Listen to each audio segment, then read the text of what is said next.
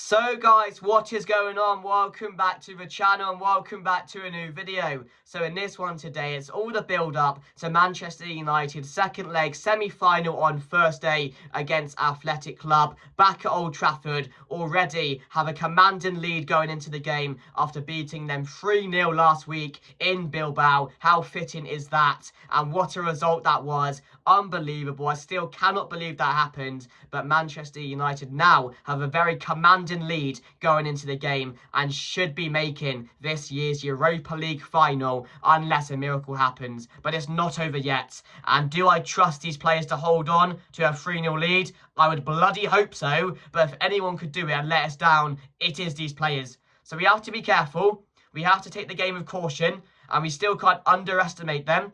Even though their star players might not be involved in the game, is what I'm hearing, we still can't let this lead slip. We really can't. I don't think we will. Like I said, unless a miracle happens, Manchester United are making that final either against Spurs, which again, my God, if we end up losing to them, all hell will break loose, or Bodo Glimt if they make the comeback. But more than likely, we are going to see a Manchester United versus Spurs final, and I bloody cannot wait for that game. That's going to be one hell of a game to watch. It really is. So much on the line for both teams for the whole season, literally. This could make or break both of our seasons and shape the future for both of these sides as well. So that one is going to be fun to preview. But we have to focus on Thursday. So if you guys do go on to enjoy this one, please make sure to like the video. That would be greatly appreciated. Make sure to share and comment your score predictions and your thoughts going into the game. But before we get into it, I do want to just talk to you guys about some breaking news coming out about Bruno Fernandes potentially leaving Manchester United in the summer. Apparently, or reportedly, there has been interest from Al Hilal in Saudi to make the signature Bruno Fernandes in the summer. And the first thing I want to say is I don't think it will happen. I would like to think Bruno would want to help Manchester United win a Premier League before he leaves. That's what I would hope he wants to do. Of course, we need to win the final, and especially for Bruno Fernandes, as I think he does. One of the only players of a few in the team who really fully deserve it after what they have done this season to go and win this Europa League. So we need to win it for him. But also, what you have to remember is he's not a young player. Well, I think he's like 30, 31 now. And again, his legs are not going to get any quicker. And again, we've seen a lot of players like this move to Saudi at the opportunity of doing it because they know the league's getting stronger and they don't have the legs they're used to anymore. So that's the only reason I can think that Bruno Fernandes might be tempted, because he's not young anymore. And again, how many years really does he have at the top level? Does he want to go and secure that paycheck in Saudi while he can at the moment? Because he doesn't know whether those offers might come in the future. But again, I'd like to think he knows that he's one of the key players. He knows that he's absolutely loved where he is. Everyone in the fan base loves Bruno Fernandes. He's been such a key player for us. He's one of the best midfielders in the world at the moment. And it might harm his reputation if he does leave. Another possibility which he could be thinking about. So you have to take so many things into consideration. But the only way I could see him leaving is if he thinks to himself, do you know what? I haven't got too many years at the top level anymore. The paycheck is there for me if I want it. Again, I can end my career there. I can have all the money I want. Or do I stay here and help Manchester United go and win a league title? Go and be successful again. Maybe win a few more trophies. Maybe this is a start of something special now with a new manager, a big summer ahead. Maybe we can do it. So maybe that's what he's thinking as well. But there was just a bit of interest from Saudi, and again, serious interest, which is why I wanted to talk about it. But I'd hope and I beg he will not leave Manchester United, because again, I think it'll be a sad day. It'll be a very dark day when Bruno Fernandes does eventually leave, because again, how good he has been for Manchester United. It's undervalued, and again, I think he's a very underappreciated player. And I think the things which he's doing at the moment, people now, and even rival fans, are starting to realise how big and how good a player Bruno Fernandes is. He turns up in the big moments. He doesn't mind pressure. And again, he's showing this season why he's one of the best players in the world at the moment. So yeah, that's what I wanted to talk about. And also some other transfer news. Mbeumo is now on the list of Manchester United. Another player which I would definitely take because he's been so good this season for Brentford. And let's be honest, he's been good for years now. He's a very, again, similar to Bruno Fernandes, very underappreciated. And I'm surprised he hasn't got that big move yet because, again, he does turn up for them. with Tony leaving, you thought, what's going to happen here? Is Mbeumo the player to step up? And he has done. Him and Wissa have been unbelievable for Brentford this season and last season, to be fair. So he's a player which is on a lot of teams' lists at the moment, and he's going to be, there's going to be a lottery for him next year. And I mean, in the summer.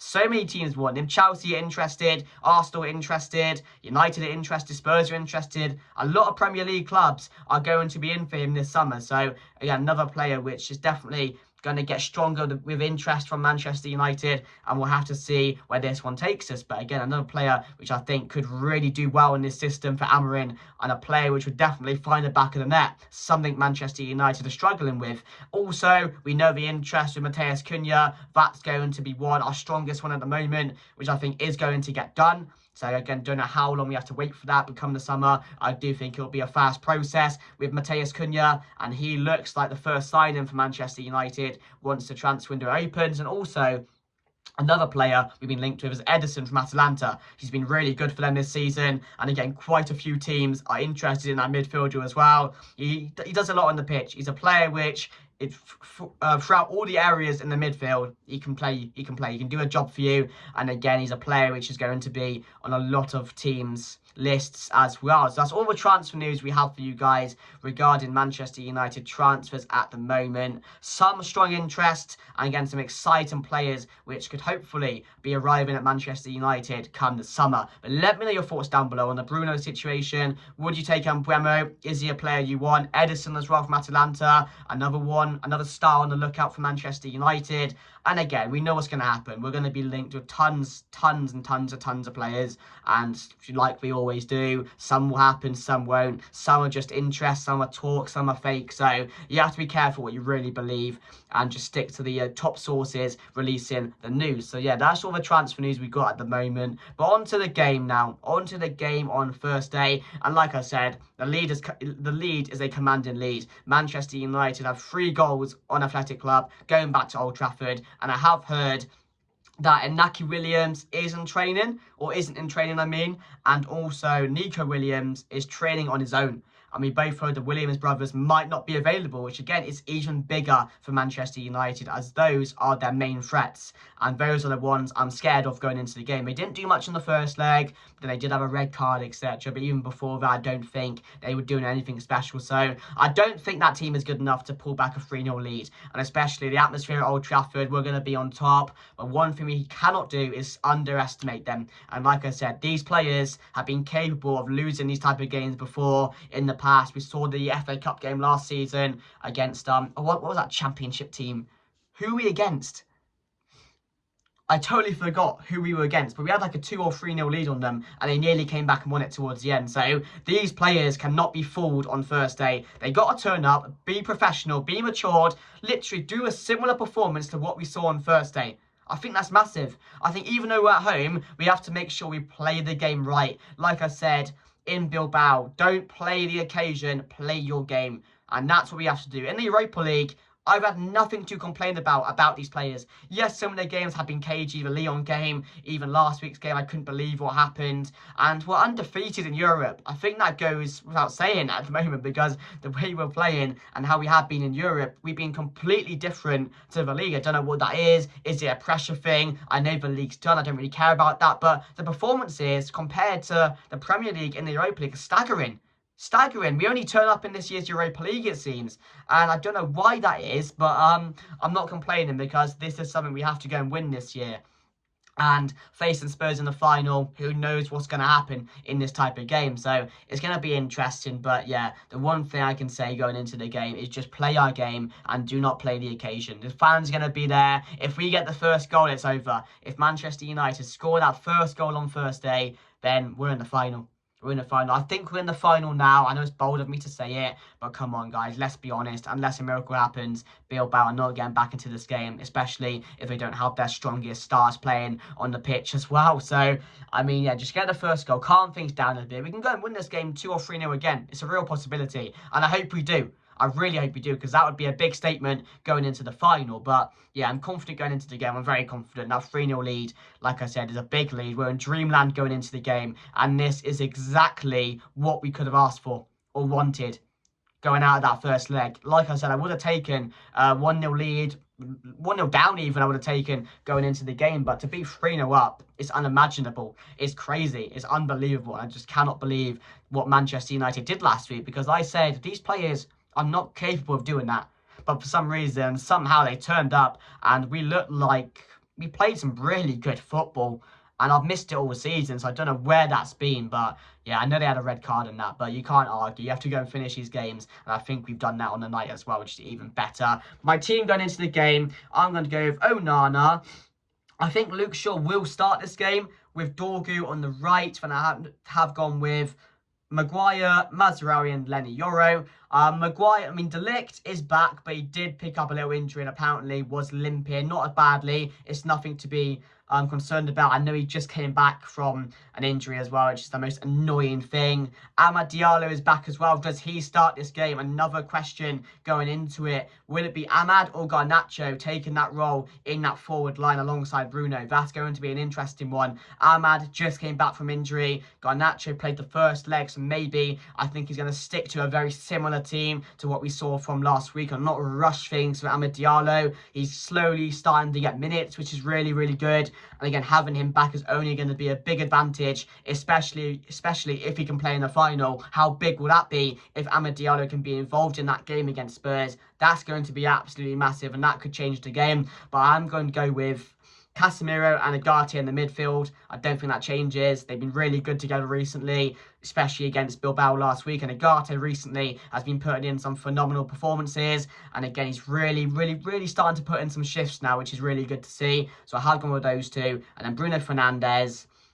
Yeah, Bruno Fernandes, Garnacho and Rasmus Højlund. I do think it will stick with a very similar side. I think we could risk starting Amad, but then you want Amad there for the final. So you don't want to risk him getting injured in this game, in a very physical game, which it is going to be. And it's going to be a bit chaotic if they get the first goal, etc. You don't want to rush things that much. You want him there for that big game, for that absolutely massive game in the final to hopefully make a difference like he has been doing all season. So that's my team going into the game. Score predictions, I'm going to say 3-1.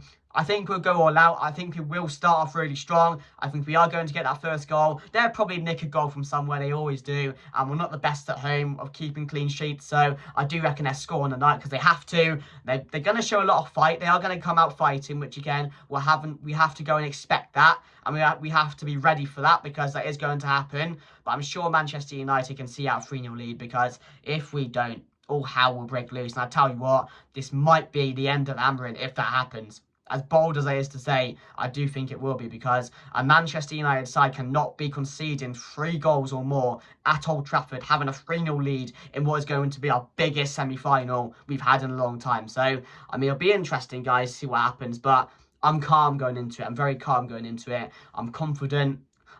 Very high spirits going into the game, and I'm happy. I'm in a good position right now, because we are going to make the final. So make sure you guys have liked the video. Let me know your score predictions down below and your thoughts. Share the video. Thank you for watching, and I'll see you guys later. Goodbye.